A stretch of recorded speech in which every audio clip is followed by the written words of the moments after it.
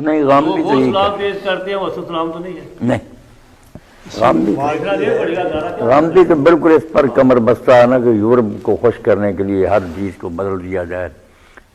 جہاد ختم، غلبہ دین کی کوشش ختم، پردہ ختم. اب سر کا دوپٹہ بھی اس نے اڑا دیا. کم از کم اس حد تک تو لوگ نہیں کہتے.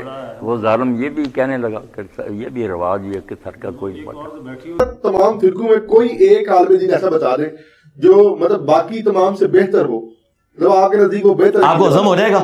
جی بالکل. جاوید احمد غامدی صاحب. ٹھیک ہے سر. دور میں سب سے بڑا عالم دین کون ہے؟ میرے خیال ہے کہ جاوید احمد غامدی صاحب بہت بڑے عالم دین. ہوا بالکل اس نے کمر باندھی ہوئی ہے کہ دین کو تباہ کرنا. بہت بڑا سازشی آ رہی ہے بے دینت. بالکل اس نے کمر باندھی ہوئی ہے کہ دین کو تباہ کرنا. بہت بڑا سازشی آ رہی ہے بے دینت. دور میں سب سے بڑا عالم دین کون ہے؟ میرے خیال ہے کہ جاوید احمد غامدی صاحب بہت بڑے عالم دین.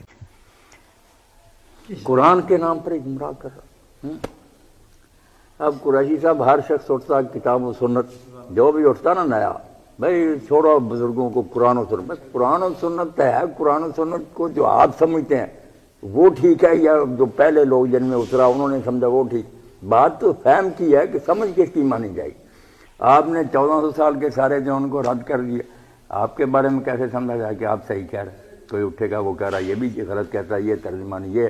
یہ جو ایک باغیچہ اطفال بن جائے گا، کھیل حکیم صاحب بن جائے گا. گھر اٹھنے والا پہلی عمارت تباہ، نئے سرے سے اینٹ رکھو. دین کے ساتھ ٹھٹھا.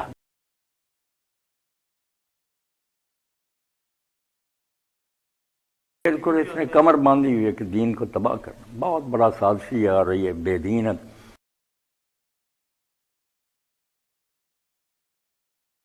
دور میں سب سے بڑا عالم دین کون ہے؟